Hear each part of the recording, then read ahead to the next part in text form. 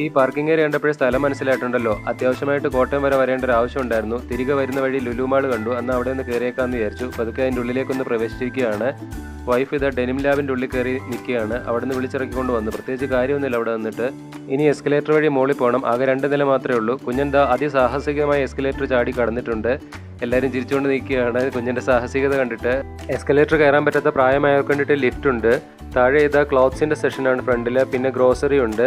ഇത് കിഡ്സിൻ്റെ play area ആണ്. കുഞ്ഞിന് അങ്ങോട്ട് പോകണമെന്ന് പറഞ്ഞു. ഒതുക്കത്തിൽ അവനെ വിളിച്ചിങ്ങ് കൊണ്ടുവന്നു. ഇവിടെ നമുക്ക് കസ്റ്റമർ ഹാപ്പിനെസ് സെൻറ്റർ ഉണ്ട്. എന്താണെന്ന് മനസ്സിലായില്ല. അപ്പോൾ അതൊക്കെ ഫുഡിൻ്റെ അടുത്തേക്കൊന്ന് പോയി. ഫുഡ് കോർട്ടിൽ വലിയ ഏരിയ ഉണ്ട് കഴിക്കാനായിട്ട്.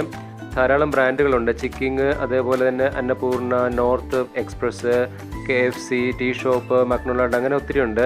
തനിഷ്ക് ഇത് ഉലാത്തിക്കൊണ്ടിരിക്കുകയാണ്. ചിക്കൻ കഴിക്കാത്ത വൈഫിന് വേണ്ടി 2 ചോലെ ഭട്ടൂര്, ഞങ്ങൾക്ക് വേണ്ടി ചിക്കിങ്ങും ബണ്ണും ഓർഡർ ചെയ്തു. അതൊക്കെ ഒന്ന് ഷാപ്പിട്ടതിന് ശേഷം വീണ്ടും ഞങ്ങൾ ഉലാത്തുകയാണ്. ഈ ഫ്ലോർ മൊത്തം ബ്രാൻഡഡ് ആയിട്ടുള്ള ഹൗസ് ഹോൾഡ് ഐറ്റംസും അതേപോലെ ക്ലോത്ത്സും ഒക്കെയാണ്. അത് കുറച്ച് ഡമ്മിയൊക്കെ കണ്ടതിന് ശേഷം വീണ്ടും താഴോട്ടിറങ്ങി. മേക്ക് യുവർ ഓൺ പെർഫ്യൂം എന്നൊരു ഏരിയ കണ്ടു. അങ്ങോട്ടൊന്ന് പോയി ട്രൈ ചെയ്ത് നോക്കി. ഞങ്ങൾക്ക് ഇഷ്ടപ്പെട്ട പെർഫ്യൂം ഒന്നും കിട്ടിയില്ല. അങ്ങനെ ഞങ്ങൾ അവിടെ നിന്ന് തിരികെ വന്ന വഴിക്ക് ദേവിത ടോപ്പിൻ്റെ ഇടയ്ക്ക് കൂടെ പരതിക്കൊണ്ടിരിക്കുകയാണ്. ഒന്നും ഇഷ്ടപ്പെടരുതെന്നാണ് എൻ്റെ പ്രാർത്ഥന. ഇഷ്ടപ്പെട്ടാൽ എൻ്റെ പോക്കറ്റാണല്ലോ കയറുന്നത്. അങ്ങനെ ഞങ്ങൾ ലുലു മാളിൽ കയറി ഫുഡ് കഴിച്ച് വാഷ്റൂമിൽ പോയി കറങ്ങി അടിച്ച് വീട്ടിലേക്ക് തിരികെ പോകണം. വീണ്ടും അടുത്ത വ്ളോഗിൽ കാണും വരെ ബൈ.